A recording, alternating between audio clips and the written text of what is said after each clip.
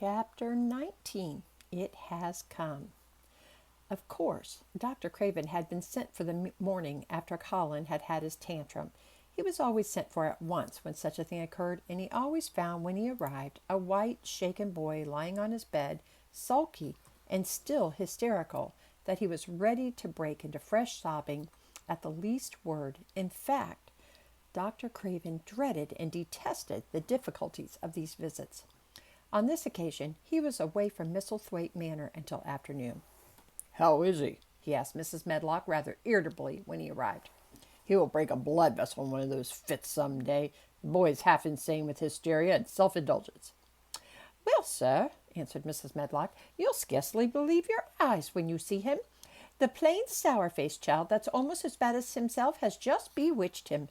How she's done it, there's no telling. The Lord knows she's nothing to look at, and you scarcely ever hear her speak. But she did what none of us dared to do. She just flew at him like a little cat last night and stamped her feet and ordered him to stop screaming. And somehow she startled him so that he actually did stop. And this afternoon, well, just come up and see, sir. It's past crediting." The scene which Dr. Craven beheld when he entered his patient's room was indeed rather astonishing to him. As Mrs. Medlock opened the door, he heard laughing and chattering. Colin was on a sofa in his dressing gown, and he was sitting up quite straight, looking at a picture in one of the garden books and talking to the plain child, who at that moment could scarcely be called plain at all, because her face was so glowing with enjoyment. "Those long spires of blue ones, we'll have a lot of those," Colin was announcing. "They're called delphiniums." "Dickon says they're larkspurs made big and grand," cried Mistress Mary. "There are clumps there already." Then they saw Dr. Craven and stopped. Mary became quite still, and Colin looked fretful. "I'm sorry to hear you were ill last night, my boy," Dr. Craven said, a trifle nervously. He was rather a nervous man.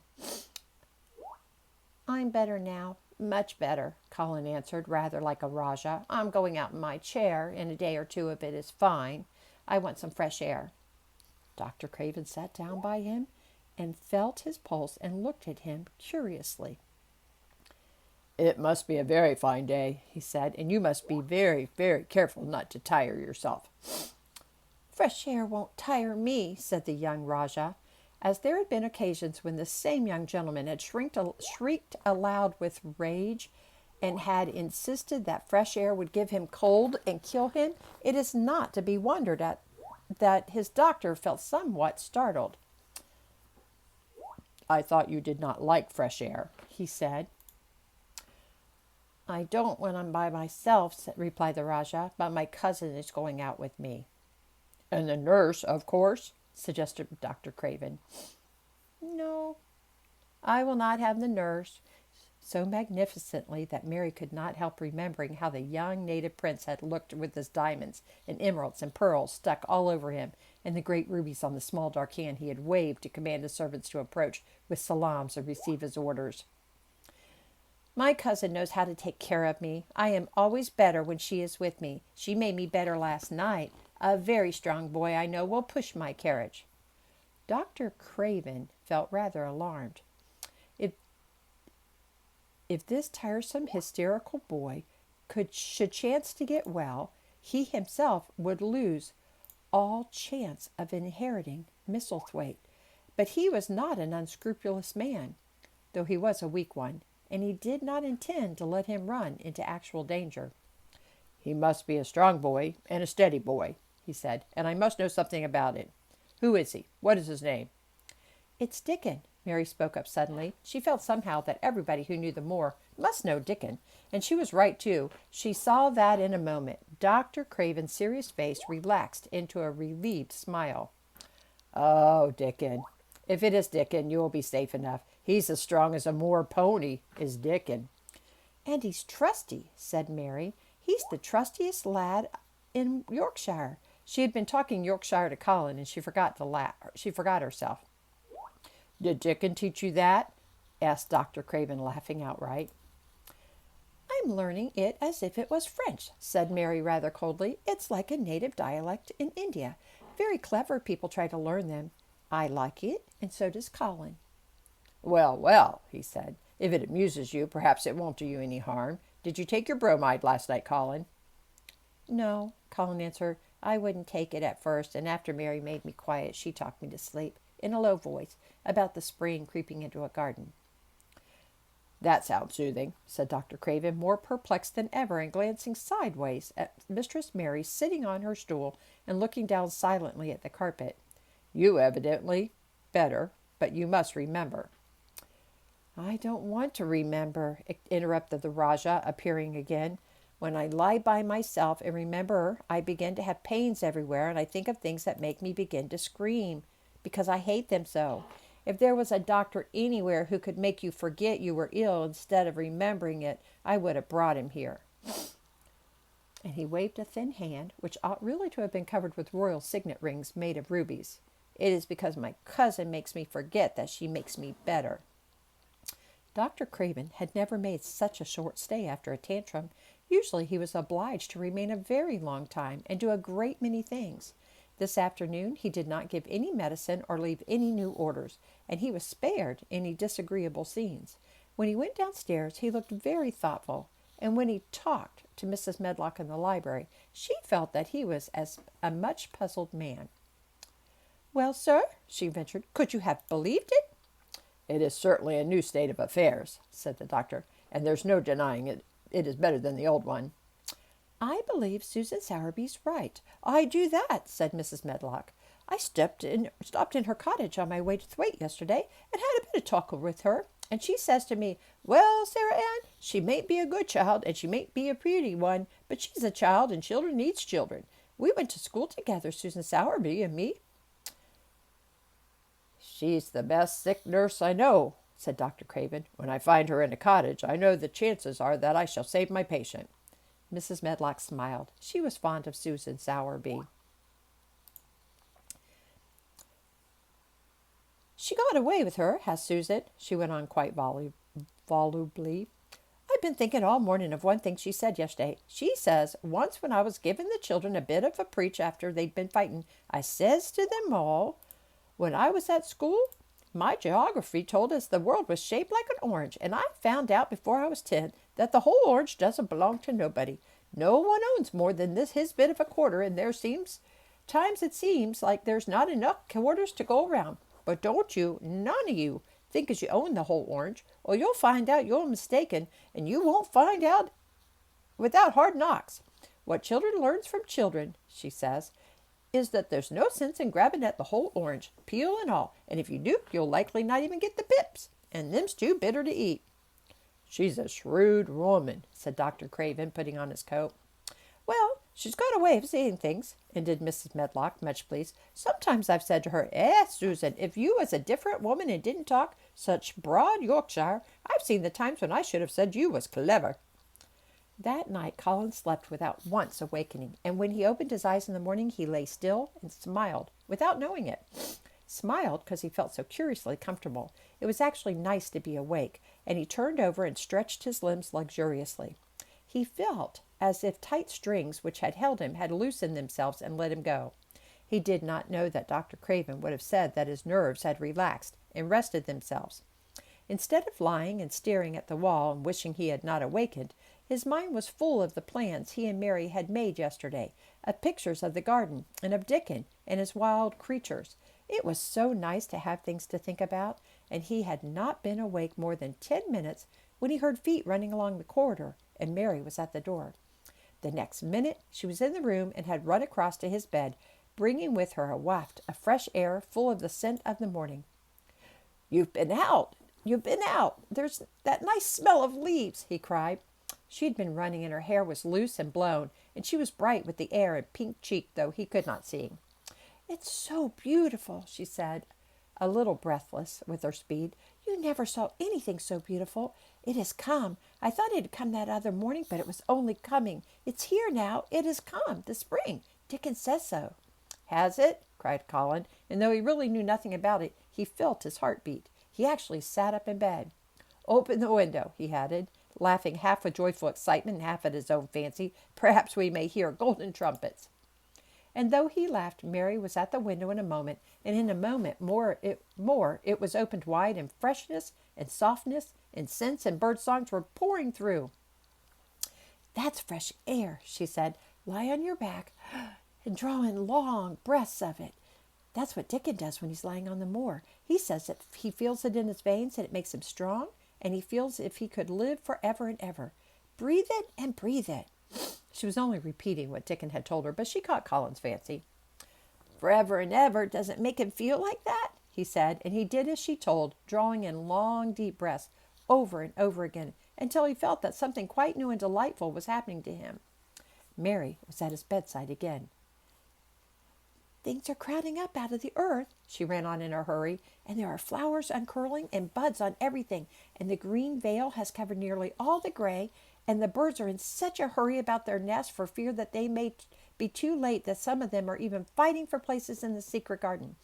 And the rose bushes look as wick can be, and there are primroses in the lanes and woods, and the seeds we planted are up, and Dickon has brought the fox and the crow and the squirrels and a newborn lamb. And then she paused for breath. The newborn lamb Dickon had found 3 days before, lying by its dead mother among the gorse bushes on the moor. It was not the first motherless lamb he had found, and he knew what to do with it. He had taken it to the cottage, wrapped in his jacket, and he let it lie near the fire and had fed it with warm milk. It was a soft thing, with a darling, silly baby face and legs rather long for its body. Dickon had carried it over the moor in his arms, and its feeding bottle was in his pocket with the squirrel.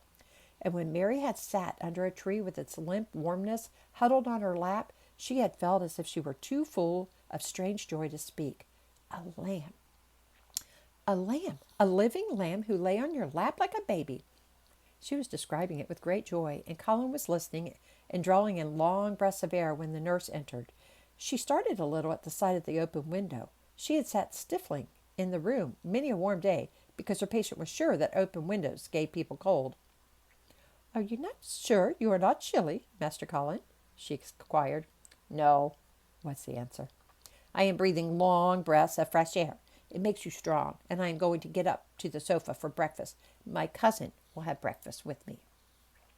The nurse went away. The nurse went away, concealing a smile, to give the order for 2 breakfasts. She found the servants' hall a more amusing place than the invalid's chamber, and just now everybody wanted to hear the news from upstairs. There was a great deal of joking about the unpopular young recluse who, as the cook said, had found his master and good for him. The servants' hall had been very tired of the tantrums, and the butler, who was a man with a family, had more than once expressed his opinion that the invalid would be all the better for a good hiding. A good spanking. When Colin was on his sofa and the breakfast for 2 was put upon the table, he made an announcement to the nurse in his most Rajah-like manner. A boy and a fox and a crow and 2 squirrels and a newborn lamb are coming to see me this morning. I want them brought upstairs as soon as they come. You are not to begin playing with the animals in the servants' hall and keep them there. I want them here. The nurse gave a slight gasp and tried to conceal it with a cough. Yes, sir, she answered.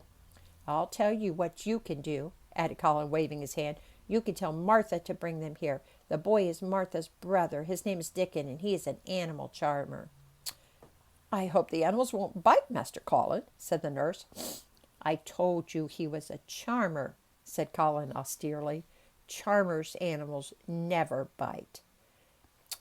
There are snake charmers in India, said Mary, and they can put their snakes' heads in their mouths. Goodness, shuddered the nurse. They ate their breakfast with the morning air pouring in upon them. Colin's breakfast was a very good one, and Mary watched him with serious interest. You will begin to get fatter, just as I did, she said. I never wanted my breakfast when I was in India, and now I always want it. I wanted mine this morning, said Colin. Perhaps it was the fresh air. When do you think Dickon will come? He was not long in coming. In about 10 minutes, Mary held up her hand. Listen, she said. Did you hear a call? Colin listened and heard it. The oddest sound in the world to hear inside a house. A hoarse caw, caw. Yes, he answered. That's Soot, said Mary. Listen again. Do you hear a bleat, a tiny one? Oh, yes, cried Colin, quite flushing. That's the newborn lamb, said Mary. He's coming. Dickon's moorland boots were thick and clumsy, and though he tried to walk quietly, they made a clumping sound as he walked through the long corridors. Mary and Colin heard him marching. marching until he passed through the tapestry door onto the soft carpet of Colin's own passage. "If you please, sir," announced Martha, opening the door. "If you please, sir, here's Dickon and his creatures." Dickon came in smiling his nicest wide smile. The newborn lamb was in his arms, and the little red fox trotted by his side. Nut sat on his left shoulder, and Soot on his right, and Shell's head and paws peeped out of his coat pocket. Colin slowly sat up and stared, as he had stared when he first saw Mary. But this was a stare of wonder and delight. The truth was that in spite of all he had heard, he had not in the least understood what this boy would be like, and that his fox and his crow and his squirrels and his lamb were so near to him in his friendliness that they seemed almost to be a part of himself. Colin had never talked to a boy in his life, and he was so overwhelmed by his own pleasure and curiosity that he did not even think of speaking. But Dickon did not feel the least shy or awkward. He had not felt embarrassed because the crow had not known his language and had only stared and had not spoken to him the first time they met. Creatures were always like that until they found out about you. He walked over to Colin's sofa and put the newborn lamb quietly on his lap. And immediately the little creature turned to the warm velvet dressing gown and began to nuzzle and nuzzle into its folds and butt its curled head with soft impatience against his sides. Of course, no boy could have helped speaking then. "What is it doing?" cried Colin. "What does it want?"